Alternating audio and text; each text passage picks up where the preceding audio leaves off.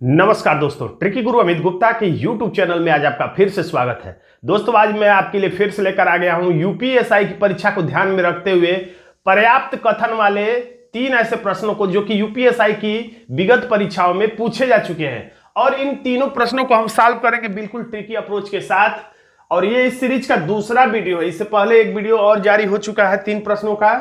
तो अब ये प्रश्न देखने में कठिन तो लगते हैं, लेकिन ऐसा नहीं कि इन प्रश्नों को आपको छोड़ के आना है। इन प्रश्नों को बेहद आसानी के साथ आप सॉल्व कर सकते हैं और बेहद कम समय में सॉल्व कर सकते हैं। ये सोचने की जरूरत नहीं कि ऐसे प्रश्नों को सॉल्व करने में बहुत ज्यादा टाइम लगेगा। ऐसे प्रश्नों को सॉल्व करने में कोई ज्यादा टाइम नहीं लगेगा। तो देखिए, इसमें निर्देश इस तरह से कुछ लिखा रहता है। तो घर पे आप इतना प्रैक्टिस कर चुके रहेंगे कि ये इतनी लाइन तो आपको पढ़ने की जरूरत ही नहीं पड़ेगी। लेकिन नीचे सवाल में 2 कथन 1 और कथन 2 है।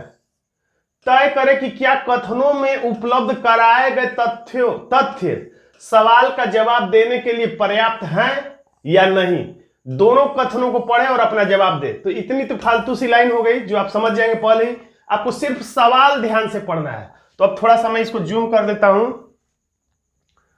अब यहां सवाल से हम लोग देखते हैं सवाल क्या है इसका। तो सवाल में ये दे रहा है स्मोकिंग फ्री और इसका कोड है 72। तो आपको समझ में आ गया होगा ये प्रश्न कोडिंग डिकोडिंग में ऐसा प्रश्न पूछा जाता है।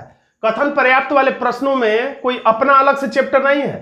अन्य चैप्टर ब्लड रिलेशन, रैंकिंग या इसी तरह के कोडिंग डिकोडिंग के प्रश्नों को ये इसमें कथन पर्याप्तता वाले प्रश्नों में बनाकर दिया जाता है। तो इन 2 शब्दों का कोड लिखा हुआ 7 और 2। इसका कहने का मतलब ये हो गया कि ये ऐसा नहीं है कि ये क्रमशः है। स्मोकिंग का कोड ऐसा नहीं कि 7 और फ्री का कोड इसके बाद है तो 2 होगा। अब इन दोनों में से कोई भी, या तो स्मोकिंग का कोड 7 भी हो सकता है, 2 भी हो सकता है। फ्री का कोड 7 भी हो सकता है, 2 भी हो सकता है। अब इन दोनों में ये पता नहीं किसका कोड कौन सा है। उसी तरह से गो टू होम, तो इसके लिए 3 अंक लिखे गए हैं। अब गो का कोड 8 भी हो सकता है, 6 भी हो सकता है, 4 भी हो सकता है। टू का कोड 8 भी हो सकता है, 6 भी हो सकता है, 4 भी हो सकता है। होम का कोड 8 भी हो सकता है, 6 भी हो सकता है, 4 भी हो सकता है। यानी इन तीनों शब्दों का कोड ये तीनों अंक है, लेकिन कौन सा किसका है ये हमें पता नहीं होता। यानी कि ये कुल मिला के मैं ये बताना चाहता हूं कि ये क्रमशः नहीं होता है। अब ये देने के बाद तो प्रश्न क्या पूछा, उस कूट भाषा में देखिए बोल दिया है कूट भाषा यानी कोडिंग डिकोडिंग। फ्री और टू के लिए कूट शब्द क्या होगा, यानी कुल मिला के हमें फ्री का बताना है और बताना है टू का। तो इन दोनों सवालों का उत्तर देने के लिए क्या केवल पहला कथन पर्याप्त है, या केवल अकेले दूसरा कथन पर्याप्त है, या दोनों मिलकर प्रश्न का उत्तर दिया जा सकता है, या दोनों मिलाने के बावजूद भी दोनों प्रश्नों का उत्तर नहीं दिया जा सकता। यही हमें बताना होता है। तो अब चलिए हम लोग पहला देखते हैं क्या इसमें है। तो देखिए हमें पूछ रहा है फ्री का कोड। तो फ्री कहां पर है,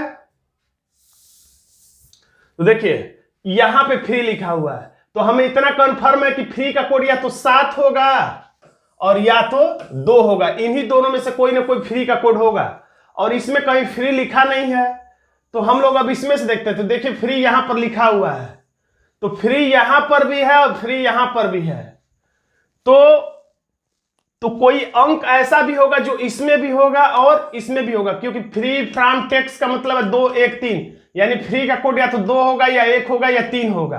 तो इन तीनों में से कौन सा होगा, तो इन दोनों में हम लोग तुलना करते हैं। तो स्मोकिंग फ्री इसमें है और फ्री फ्रॉम टेक्स्ट इसमें है। तो फ्री यहां भी है, फ्री यहां भी है। तो कौन सा ऐसा अंक है जो इसमें भी हो और इसमें भी हो, तो 2 अंक ऐसा है जो इसमें भी है और इसमें भी है। यानी हमारा फ्री का कोड हो गया 2। अब उसी तरह से 2 को देखते हैं। तो सोचते हैं हम लोग, कोशिश करते हैं क्या इसी कथन से हमारा दूसरा भी उत्तर निकल जाता है। तो 2 इसमें कहीं लिखा ही नहीं है, जो कि 2 हमें ढूंढना है। तो 2 है यहां पर। तो 8 6 4 में से ही कोई ना कोई हमारा आंसर होगा। तो 2 इसमें कहीं है ही नहीं। यानी इतना तो कंफर्म हो गया, केवल अकेले पहला से उत्तर नहीं मिल पाएगा। पहला से एक प्रश्न का उत्तर मिल गया, लेकिन दोनों प्रश्नों का उत्तर अकेले पहला कथन नहीं दे पा रहा है। तो नथिंग के बाद इसमें 2 लिखा हुआ है। तो 2 यहां है और 2 यहां है। तो इन दोनों में अब हम लोग को देखना पड़ेगा कौन सा ऐसा अंक है जो कॉमन है। बस हमें कॉमन या उभयनिष्ठ ही ढूंढना होता है। तो 2 के लिए यहां पर 8 6 4 है, यहां पे 2 के लिए 9 5 6 है। तो कौन सा ऐसा अंक है जो दोनों में है? तो 8 6 4। तो हमें पता चल गया 6 इसमें भी है और 6 इसमें भी है, यानी कि दोनों में इधर 2 कॉमन है, तो इधर 6 ऐसा अंक है जो दोनों में है। यानी हमें पता चल गया कि 2 का कोड 6 हो गया। यानी कि जब दोनों कथनों से, एक कथन से एक प्रश्न का उत्तर मिला, एक कथन से एक प्रश्न का, यानी कि दोनों जब कथनों को मिला दिया जाएगा तभी जाकर हम दोनों प्रश्नों का उत्तर दे पाएंगे। यानी हमारा आंसर कौन सा सही हो जाता है? हमारा आंसर हो जाता है डी, कथन 1 और कथन 2 दोनों में उपलब्ध तथ्य मिलकर सवाल का जवाब देने के लिए पर्याप्त है। अब देखते हैं हम लोग दूसरा प्रश्न, जो कि यूपीएससी की 2017 की परीक्षा में पूछा गया था। तो फिर से है वही काम, ये सब कुछ पढ़ने की कोई खास जरूरत आपको नहीं है। असली में आपको सवाल से पढ़ना शुरू करना है, क्योंकि इसको भी पढ़ेंगे तो आपका 10 सेकंड चला जाएगा, 20 सेकंड चला जाएगा। तो आप डायरेक्ट इस तरह से सवाल को पढ़ते हैं। सवाल क्या है इसका? तो 6 लोग हैं, STUVWX एक वृत्ताकार टेबल पर बैठे हैं और उनका मुख आंतरिक दिशा में है, यानी केंद्र की तरफ है। ज्यादातर ऐसे ही लोग बैठते हैं सामान्यतः। कोई भी बैठेगा वृत्त में तो केंद्र की तरफ, यानी इसकी तरफ ये चेहरा करके लोग बैठेंगे ऐसे। ये दायां हाथ ये वाला और ये वाला बायां हाथ। यहां जो बैठेगा उसका दायां हाथ इधर और बायां हाथ इधर हो, क्योंकि चेहरा सामने होगा। इस बातों का ध्यान देना चाहिए इसमें। अब प्रश्न क्या है इसका? तो टी के संदर्भ में W की स्थिति पूछ रहा है, याद रखिएगा। यानी कि टी के संदर्भ में किसकी स्थिति? W की स्थिति पूछ रहा है, ये बात आप याद रखिएगा। अब देखते हैं पहला कथन क्या कर रहा है। TX के दाईं ओर, पहले तो पहला 6 लोग हैं, तो हम लोग 6 का मतलब ऐसे गुणे बना लिया करिए 6 के बाद में, और एक बीच में ऐसे बना लिया करिए, तो 6 हो जाएगा। तो अब देखिए टी के क्या कर रहा है? टी, ये देखिए टी जो है तो टी पहले बना लीजिए। अब उसके बाद देखिए क्या कर रहा है, एक्स के दाईं ओर बिल्कुल बगल में है, यानी पहला दूसरा तीसरा नहीं, बल्कि टी जो है एक्स के दाईं तरफ। तो अगर एक्स को हम लोग यहां बनाएंगे तो एक्स के बाईं तरफ हो जाएगा, तो हम लोग एक्स को यहां बनाएंगे। टी जो है, अब देखिए एक्स ऐसे बैठा होगा जैसे मैं खड़ा हूं, तो एक्स का ये वाला हाथ जो है बायां होगा और इधर जो है एक्स का दायां हाथ होगा। वैसे आप समझ रहे हैं, फिर भी मैं बता दे रहा हूं। टी किधर है? तो एक्स के दाईं तरफ है और भी के बगल में है। किसकी बात हो रही है? याद रखिए, और का मतलब हुआ पहला नाम, और, किंतु, परंतु, तथा, लेकिन का मतलब पहला नाम। केवल जो या जो लिखे तब दूसरा नाम होता है। तो और लिखा है, यानी कि अभी बात टी ही की हो रही है। यानी और के जगह पर आप क्या पढ़ दीजिए? टी, और 1 सेकंड रुक के अगला नाम पढ़िए। यानी कि टी भी के बगल में है। टी किसके बगल में है? भी के। तो एक बगल में तो एक्स जब फुल कर दिया है तो एक ही बगल बचा है, यानी यहीं पे हम लोग भी को लिख देंगे, क्योंकि इसके टी के इस वाले बगल में, बगल का मतलब क्या होता है? या तो मेरे इस साइड में कोई बैठा है या इस साइड में। मेरा बगल कौन है? ये भी है, ये भी है। तो इसका ये वाला बगल टी का है, ये वाला बगल तो फुल है, क्योंकि यहां पर एक्स बैठा हुआ है, लेकिन ये वाला बगल खाली था, इसलिए मजबूरी में हमने भी को यहीं पे लिख दिया।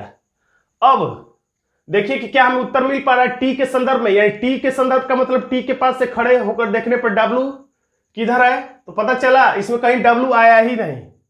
तो अब ट्रिकी तरीका ये है कि इतना सब कुछ बिना लगाए भी हम लोग यहां पे जब कथन में पढ़े थे कि टी, एक्स और V की बात कर रहा है, W की इसने बात ही नहीं किया, तो हम W, टी के संदर्भ में W को कैसे बता सकते हैं कि वो किस दिशा में है? यानी कि ऐसे ही पता चल गया था कि केवल अकेले कथन 1 से तो उत्तर नहीं दिया सकेगा। अब दूसरा इसी तरीके से देखा जाए तो U की बात है, अब इसमें T था, देखिए T और W की बात आनी चाहिए थी, क्योंकि यही प्रश्न है। तो इसमें T था, W नहीं था कहीं पे। अब इसमें देखा जाए तो W तो दिख रहा है और T, तो इसमें T नहीं दिख रहा है, इसमें W नहीं दिखा तो इसमें T नहीं दिख रहा है। यानी कि ये भी अकेले तो उत्तर नहीं दे पाएगा। ये कंफर्म हो गया कि दोनों कथन अकेले उत्तर नहीं दे पाएंगे। अब हम लोग दोनों को मिलाकर ही अब देखें, शायद उत्तर मिल जाए तो ठीक, नहीं तो विकल्प तो हमारे पास है ही।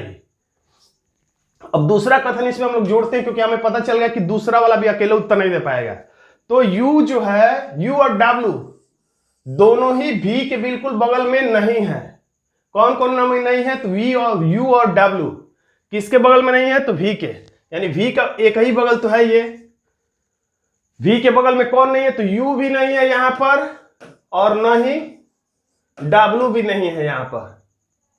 तो चूंकि 6 ही लोग थे, S T U V W और एक्स, तो एक्स बैठ ही चुका है, टी बैठ ही चुका है, वी बैठ ही चुका है, और बोला जा रहा है कि भी के बगल में ना तो डब्ल्यू है और नहीं यू है, तो एक ही नाम बच गया एस।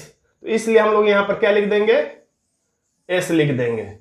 तो जब ये एस यहां पर लिख देंगे हम लोग, क्योंकि भी यहां पर एस जब हम लोग लिख देंगे, तो अब कौन कौन बचे हैं? तो एक बचा है डब्ल्यू और एक बचा है यू। तो अगर यू यहां लिखेंगे तो यानी डब्ल्यू को यहां लिखना पड़ेगा, अगर डब्ल्यू यहां लिखते हैं तो यानी कि यहां बचे हुए जगह पर यू लिखना पड़ेगा।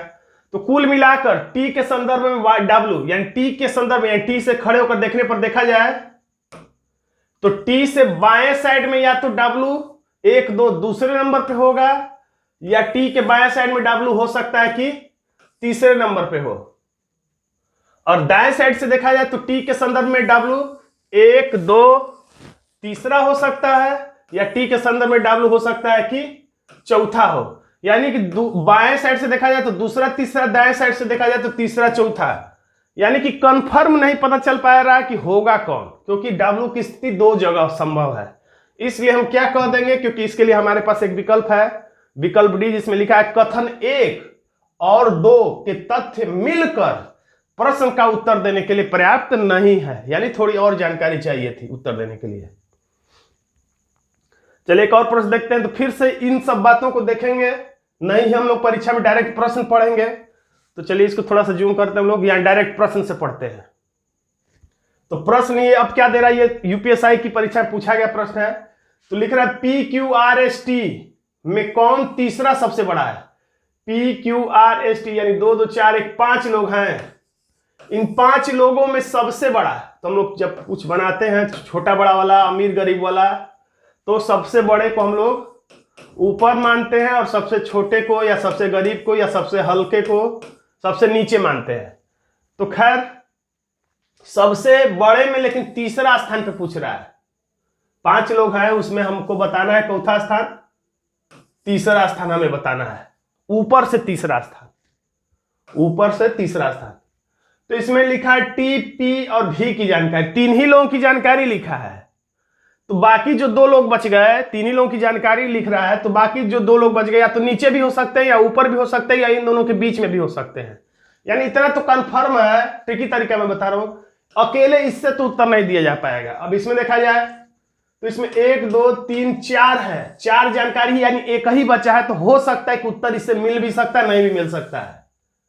लेकिन पहले वाले से तो कंफर्म है कि अकेले जानकारी नहीं मिल पाएगा, क्योंकि इसमें एक ही बचा है, तो हो सकता है ऐसा कुछ इसमें तथ्य लिखा जाए ताकि वो पता चल जाए कि इससे ऊपर ही रहेगा या इससे नीचे, तो हो सकता है कि दूसरे वाले से अकेले उत्तर मिल भी जाए। तो खैर हम लोग पहला बना भी लेते हैं, या दूसरा हम लोग डायरेक्ट बनाते हैं, देखते हैं दूसरे से क्या होता है। पी क्यू से बड़ा है, पी जो है किससे बड़ा है? क्यू से बड़ा है। देखिए पी जो है क्यू से बड़ा है। आर जो है केवल एस से बड़ा है। आर ऐसा व्यक्ति है जो केवल एक ही आदमी से बड़ा है, एस से। आर जो है केवल एस से बड़ा है, इसका मतलब ये है कि अब इसके नीचे और किसी को नहीं लिखा जा सकता है, क्योंकि अगर इसके नीचे किसी और को लिख देंगे या एस से ऊपर किसी को लिख देंगे तो आर 2 लोगों से बड़ा हो जाएगा, जबकि कह रहा है कि आर केवल एस से बड़ा है, यानी केवल एस ही ऐसा व्यक्ति है जिससे आर बड़ा है। तो यहां पर या यहां पर कोई और नाम नहीं लिख सकते, क्योंकि अगर लिख देंगे तो 2 2 3 3 लोगों से ये आर बड़ा हो जाएगा, जबकि प्रश्न में कह रहा है कि कथन में कि आर केवल एक ही व्यक्ति से बड़ा है, तो यानी कि हमें पता चल गया कि एस सबसे नीचे है और एस के तत्काल बाद आर है, ये कंफर्म हो गया। तो क्या हम बता सकते हैं कि इसमें ऊपर से तीसरे नंबर पे कौन होगा? अभी 2 2 4 लोग हुए, अब जो बचा हुआ नाम है वो यहां भी अब पता नहीं, उसके बारे में कोई जानकारी ही नहीं है, किसके बारे में जानकारी नहीं है। तो P Q R S T, P Q R S T के बारे में जानकारी दी। तो टी यहां हो सकता है, यहां हो सकता है, यहां कहीं भी हो सकता है। तो हम नहीं बता सकते कि ऊपर से तीसरा कौन होगा, यानी दूसरा वाला भी कथन अकेले उत्तर नहीं दे सकता। तो अब इसमें पहला जोड़ के देख ले, टी जो है पी से बड़ा है, टी जो है पी से बड़ा है। तो ठीक है, कोई बात नहीं, टी को भी हमने यहां पर लिख दिया है। और जो भी से, अभी 2 नाम बचे हुए थे, जो भी से बड़ा, तो मैंने बताया था जो का मतलब होता है दूसरा नाम, जो का मतलब दूसरा नाम, यानी कि जो के जगह पे आप पी पढ़ के आगे बढ़िए। पी भी से बड़ा है, पी जो है किससे बड़ा है, तो इसको विलोमानुपात ट्रिक से देखिए।